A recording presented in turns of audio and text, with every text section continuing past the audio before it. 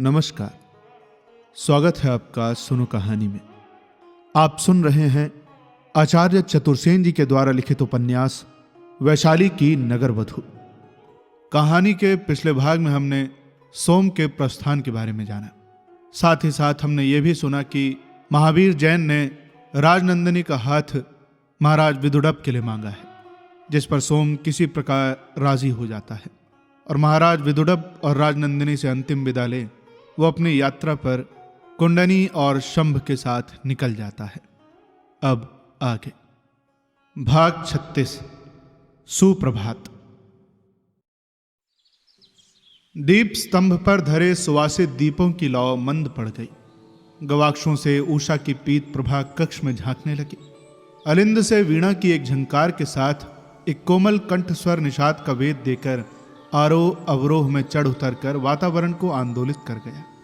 अम्बपाली ने दुग्ध फैन समशैया पर अंगड़ाई ली और अलस भाव से अपने मकड़ी के जाल के समान अस्त व्यस्त परिधान को कुछ व्यवस्थित किया। उत्फुल्ल कमल दल के समान अपने नेत्रों को उसने खोलकर गवाक्ष की ओर देखा। वहां से सुरभित मलय गंध लिए वासंती वायु प्रभात की स्वर्ण रेख के साथ कक्ष में आ रहा था। कमल की पंखुड़ियों की भांति उसके होंठ हिले। उसने सस्मित स्वागत कहा। मतलेखा गा रही है। उसने हाथ बढ़ाकर रजत दंड से कंचे घंट पर आघात किया। तत्क्षण एक आसन्न प्रस्फुटित कलिका सी सुंदरी ने अवनत मस्तक हो मृदमंत मुस्कान के साथ अम्बपाली को अभिवादन करके कहा, देवी प्रसन्न हो, आज मधु पर्व का सुप्रभात है। अम्बपाली ने हंसकर कंठ से मुक्तामाल उतार उस पर फेंकते हुए कहा, तेरा कल्याण हो हला, जा श्रृंगार गृह को सुव्यवस्थित कर। सुंदरी मुक्तामाल को कंठ में धारण करके हंसती हुई चली गई। अम्बपाली अलस देह लिए चुपचाप शैया पर पड़ी एक गवाक्ष से कक्ष में आती हुई स्वर्ण रश्मि को देखती रही। उसका मन बाहर अलिंद में झंकृत वीणा की मधुर ध्वनि के साथ मदलेखा के कोमल औडव आलाप में लग रहा था। एक दासी ने आकर गवाक्षों की रंगीन चक्कलिकाएं उघाड़ दी। दूसरी दासी गंध द्रव्य जलाकर गंध स्तंभों पर रख गई। 2-3 दासियों ने विविध मधुगंध वाले पुष्पों के उरच्छत तोरण बांध दिए। कक्ष सुवास और आलोक से सुरक्षित और उज्जवल हो उठा। मधुलता ने आकर निवेदन किया, श्रृंगार गृह तैयार है और नगर के मान्य सामंतपुर एवं सेठीपुत्र देवी को मधु पर्व के प्रभात की बधाई देने उपस्थित है। अम्बपाली ने हंसकर अंगड़ाई ली। वो शैया त्याग कर उठी। सम्मुख वृहत आरसी में अपने मद भरे नव यौवन को एक बार गर्व भरे नेत्रों से देखा। फिर कहा, हला श्रृंगार गृह का मार्ग दिखा और आगत नागरिकों से कहे कि मैं उनकी उपकृत हूं तथा अभी मैं आती हूं। मधुलता एक बार आदर के लिए झुकी और इधर से देवी कहकर पुष्प भार से झुकी माधवी लता की भांति एक और चलती। पीछे पीछे उद्याम यौवन का मद बिखेरती हुई अम्बपाली भी। मधु पर्व। वीणा के तारों में औडव संपूर्ण के स्वर तैर रहे थे। सुनहरी धूप प्रासाद के मरकतमणि जटित झरोखों और गवाक्षों से छन छन कर नेत्रों को आह्लादित कर रही थी। अम्बपाली के आवास के बाहरी प्रांगण में रथ, हाथी, अश्व और विविध वाहनों का तांता लगा था। संभ्रांत नागरिक और सामंत पुत्र अपनी नई निराली सजधत से अपने अपने वाहनों पर देवी अम्बपाली की प्रतीक्षा कर रहे थे। प्रांगण के भीतरी मार्ग में अम्बपाली का स्वर्ण कलश वाला श्वेत कौशेय का महाघोष रथ आचूड़ विविध पुष्पों से सजा खड़ा था। उसमें 8 सैंधव अश्व जुते थे, जिनकी कनौतियां खड़ी, थोथनी लंबी और नथुने विशाल थे।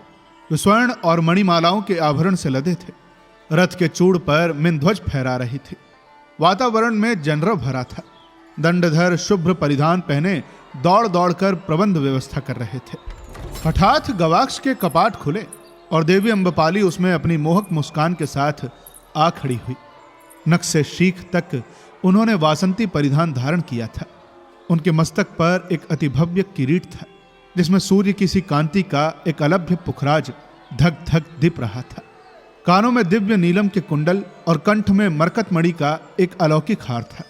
उनकी करधनी बड़ी बड़ी 21 मणियों की बनी थी, जिनमें प्रत्येक का भार 11 टंक था। विमाणिक की उनकी देह यष्टि में लिपटे हुए उस मधु दिवस के प्रभात की स्वर्ण धूप में 21 बाला रूणों की छटा विस्तार कर रहे थे। उनके धन सुचिक्कण अलंके प्रभात की मंद समीर में क्रीड़ा कर रही थी। स्वर्ण खचित कंचुकी सुगठित युगल यौवन दर्शकों पर मादक प्रभाव डाल रहे थे। करधनी के नीचे हल्के आसमानी रंग का दुकुल उनके पीन नितंभों की शोभा विस्तार कर रहा था, जिसके नीचे के भाग से उनके संगमरमर के से सुडौल चरण युगल खालिस नीलम की पैजनियों से आविष्ट बरबस दर्शकों की गतिमति को हरण कर रहे थे। इस अलौकिक वेशभूषा में उस दिव्य सुंदरी अम्बपाली को देखकर प्रांगण में से सैकड़ों कंठ से आनंद ध्वनि विस्तारित हो गई। लोगों की संपूर्ण जीवनी शक्ति उनकी दृष्टि में ही केंद्रित हो गई। फिर ज्यों ही अम्बपाली ने अपने दोनों हाथों की अंजुलि में फूलों को लेकर सामंत नागरिकों की ओर मृदु मंद मुस्कान के साथ फेंका, त्यों ही देवी अम्बपाली की जय, मधु पर्व की रानी की जय, जनपद कल्याणी नगर वधु की जय के घोषों से दिशाएं गूंज उठी। दुंदुभी पर चोटें पड़ने लगी। वीणा में अब संपूर्ण अवरोह स्वर वातावरण में बिखरे जा रहे थे, जिनमें दोनों मध्यम और कोमल निषाद विचित्र माधुर्य उत्पन्न कर रहे थे। नायक दंडधर लल्ल भट्ट ने अपने विशाल काय के भार को स्वर्ण दंड के सहारे सीढ़ियों पर चढ़ाकर अर्ध निमिलित नेत्रों से देवी अम्बपाली के सम्मुख अभिवादन करके निवेदन किया, देवी की जय हो। रथ प्रस्तुत है एवं सभी नागरिक शोभा यात्रा को उतावले हो रहे हैं। एक दंड दिन भी चढ़ गया है। अम्बपाली ने कानों तक ओठों को मुस्कुराकर एक बार प्रांगण में बिखरे वैशाली के महाप्राणों को देखा और फिर सप्तभूमि प्रासाद की गगनचुंबी अट्टालिका की ओर। फिर उनकी आंखें सम्मुख विस्तृत नील पद्म सरोवर की अमल जलराशि पर फैल गई। उन्होंने गर्व से अपने हंस की सी गर्दन उठाकर कहा, लल्ल मुझे रथ का मार्ग दिखा। इधर से देवी, लल्ल ने अति विनयावनत होकर कहा और अम्बपाली लाल कुंतक के जूतों से सुसज्जित अपने हिम तुषार धवल मृदुल पाद पद्मों से स्फटिक की उन स्वच्छ सीढ़ियों को शत सहस्त्र गुण प्रतिबिंबित करती हुई स्वर्ग से उतरती हुई सजीव सूर्य रश्मि से प्रतीत हुई। युवकों ने अनायास ही उन्हें घेर लिया। उनके हाथों में माधवी और युथिका की मंजरी और उरच्छद्द थे। वे उन्होंने देवी अम्बपाली पर फेंकना आरंभ किया। उनमें से कुछ अम्बपाली के अलभ्य गात्र को छूकर उनके चरणों में गिर गई, कुछ बीच में ही गिरकर अनगिनत भीड़ के पैरों के नीचे कुचल गई।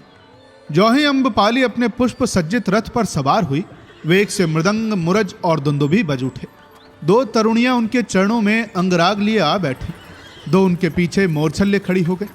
कुछ काम्बोजी अश्वों पर सवार हो रथ के आगे पीछे चलने लगे।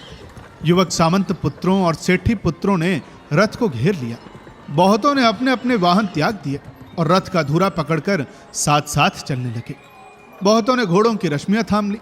बहुत अपने अपने वाहनों पर चढ़ अपने भाले और शस्त्र चमकाते आगे पीछे दौड़ धूप करने लगे। सड़कें कोलाहल से परिपूर्ण थीं। मार्ग के दोनों ओर के गवाक्षों में कुलवधुएं बैठी हुई जनपद कल्याणी अम्बपाली की मधु यात्रा निरख रही थी। पौरजनों ने मार्ग में अपने अपने घर और पन्ने सजाए थे। सेठियों और निगम की ओर से स्थान स्थान पर तोरण बनाए गए थे, जो बहुमूल्य कौशे वस्त्रों एवं विविध रंग बिरंगे फूलों से सुसज्जित हो रहे थे। उन पर बंधनवार, मधुघट और पताकाओं की अजीब छटा थी। प्रत्येक की सजधज निराली थी। अम्बपाली पर चारों ओर से फूलों की वर्षा हो रही थी। वो फूलों में ढकी जा रही थी।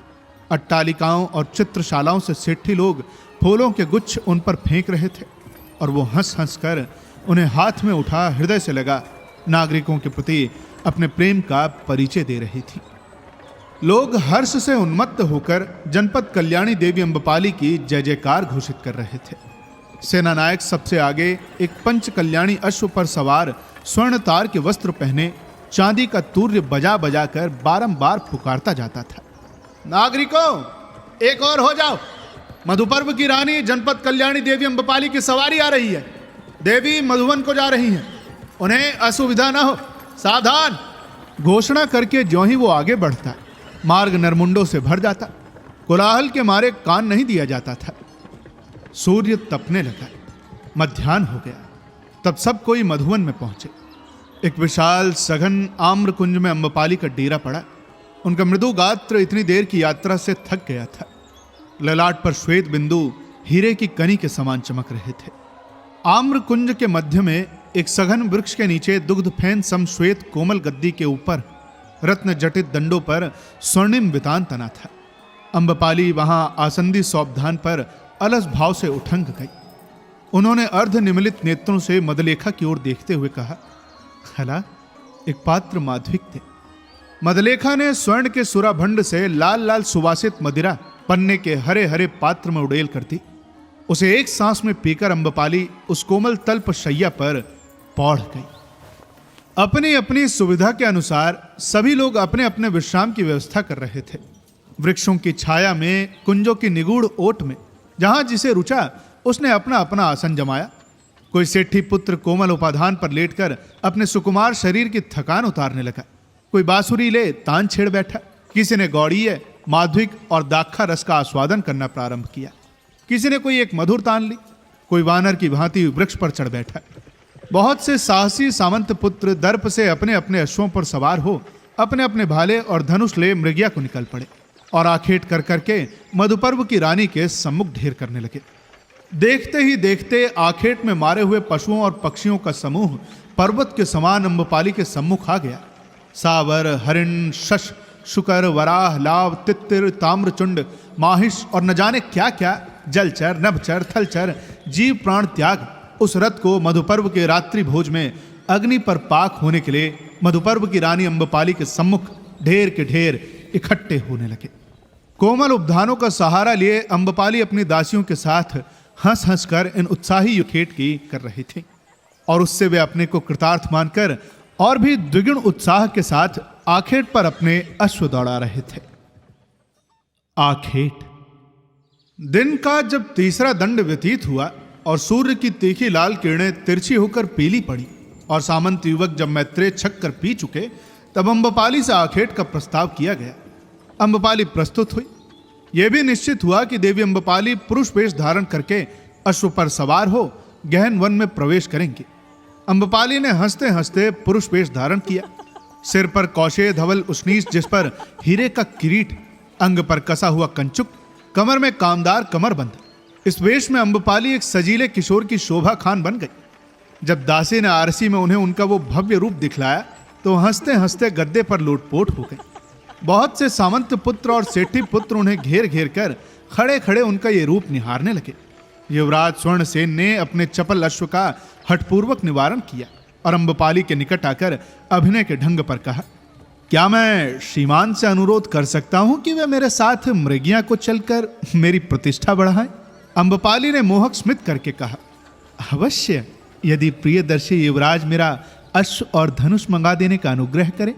अरे अरे, सेवक अपना ये अश्व और धनुष श्रीमान को समर्पित करता है।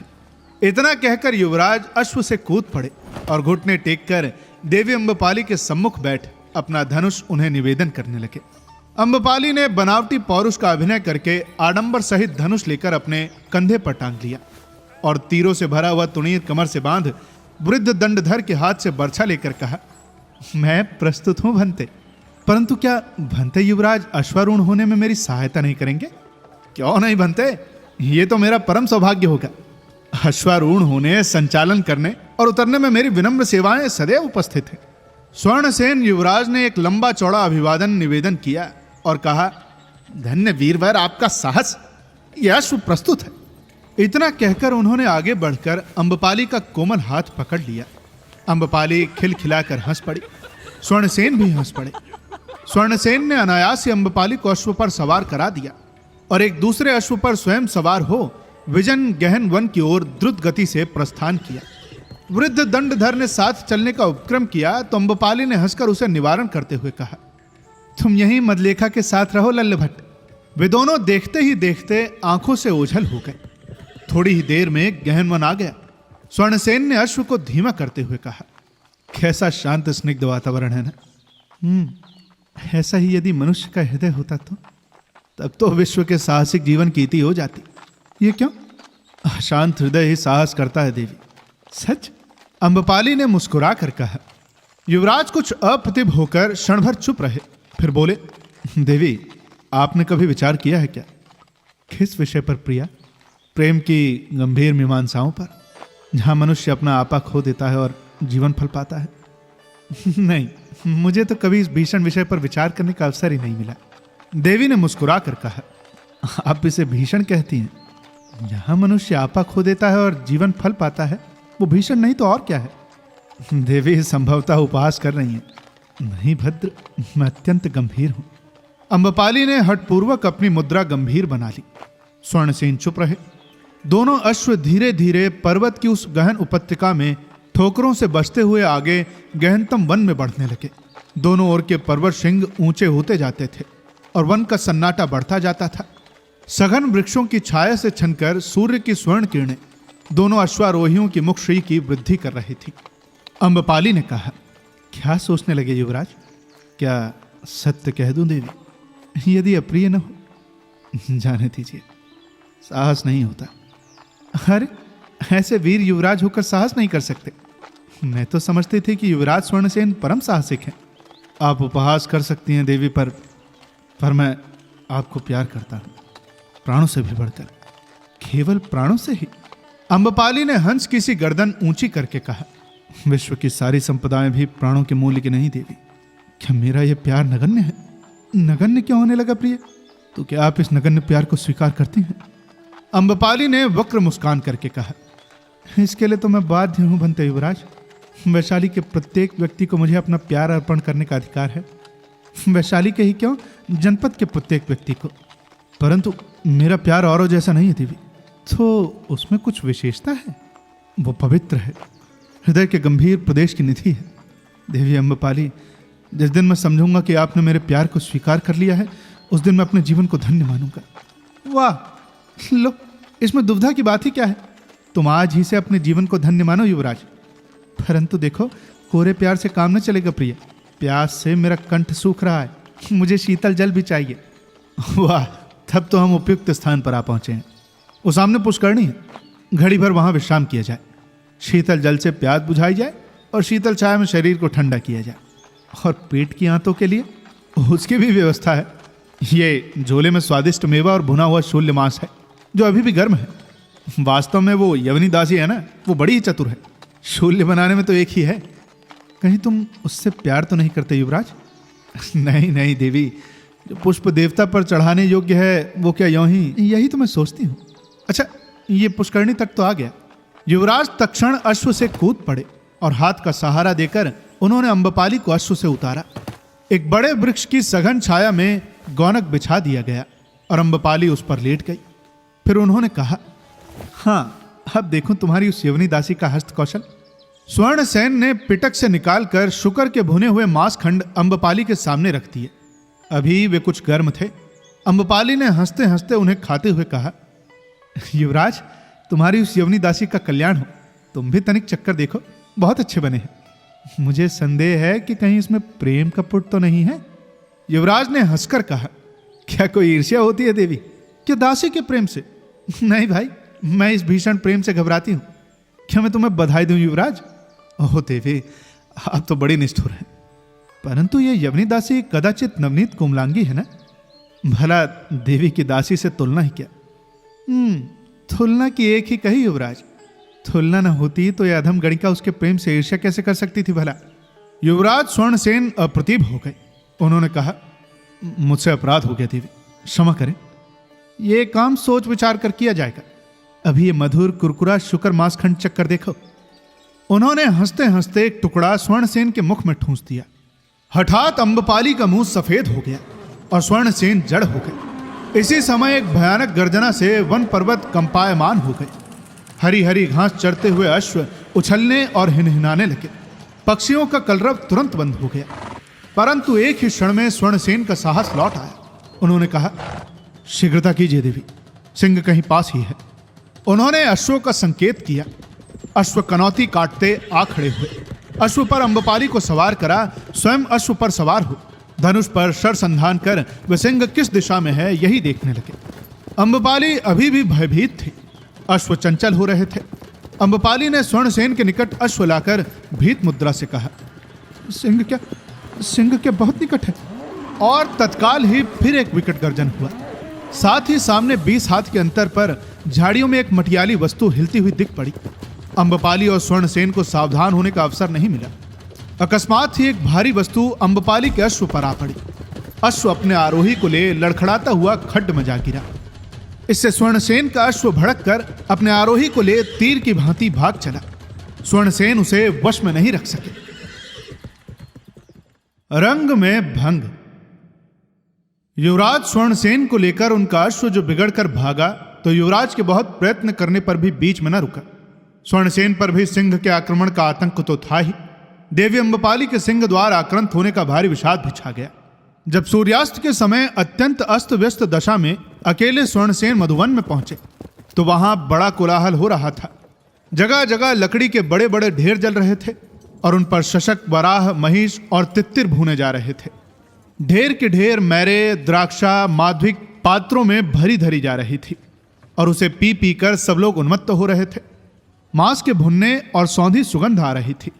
कोई ताल सुर से और कोई ताल सुर से भंग होकर भी निर्द्वंद गा रहे थे। स्वर्णसेन अपने अश्व पर लटक गए थे।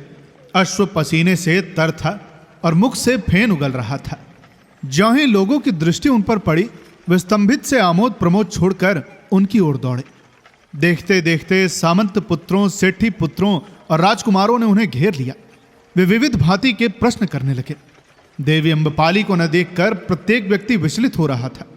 सहारा देकर सूर्यमल ने युवराज को अश्व से उतारा। थोड़ी गौड़ी एक पात्र से भरकर मुंह में लगाई। एक ही सांस में पीकर युवराज ने वेदनापूर्ण स्वर में कहा, मित्रों, अनर्थ हो गया। देवी अम्बपाली को सिंह आक्रांत कर गया। वज्रपात की भांति यह समाचार संपूर्ण शिविर में फैल गया। सभी आमोद प्रमोद रुक गए और सर्वत्र सन्नाटा छा गया। धीरे धीरे स्वर्णसेन ने संपूर्ण घटना कह सुनाई। वो कहने लगे, हिंस सिंह गर्दन करके देवी अम्बपाली के ऊपर झपटा।